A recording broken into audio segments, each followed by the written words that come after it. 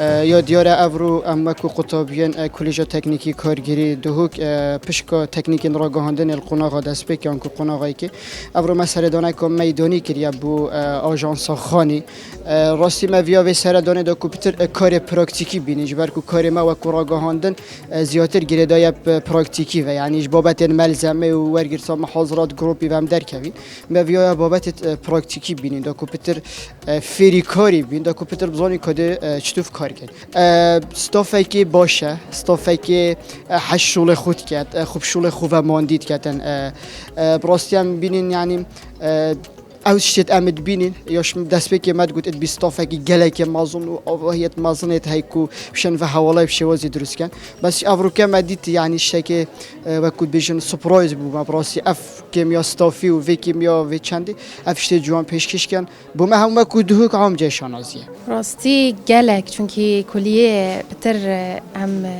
نویسین تخینین جبرند ما مفاجأة جديد وسباسيوانت كاين جالك بشوازيا جان المكر هروسا استوفاكي جالك يعني جالك بهز وحشكاري خود كانوا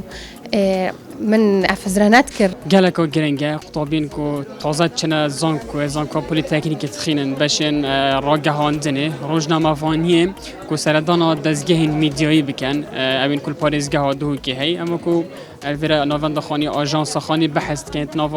نوفند خاني دا هم راديو تلفزيون و روجنامه و گوارو هاتشتي يجي دا راجعان زنه نوفند دا هم برهين هر كو بين جوي كمبيوتر آشنا بكن افكار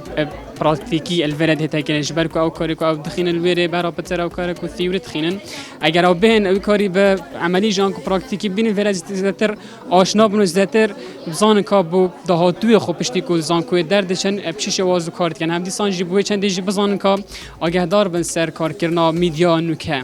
يعني بلاتفورم جدا چوا کال سر هتا کرن شوازی بلاف کرنی کود گل جواب کو هم دیسان میدیا یشی بکن جیت طبعا بخطابیت ما یه بشکا تکنیکی راگاندن که پاش روز ده بنا روزنامه وان راگاندکار یا پیدویا پراکتیش ببینین که ماسیانو که دفعه اوجی اگر هنده که خطابیت ما برینو که هن چالاک نبن جبر هنده که مادین پراکتیکی نورگرتینه خوشحالی و به پشتوانی وال پشتیا راگر نیه کلیج تکنیکی کارگیری و سری که پشکا تکنیکی راگاندن ام دوی بزاوه که این وشیانت خود بکارین دافشه بتر خدمت خطابی بکن و بتر خطابی بشن جلوی پراکتیک و سردانا دام دزگاه راگهاندن بکن و جلوی پراکتیک مادن چالاک اکتیو ببینن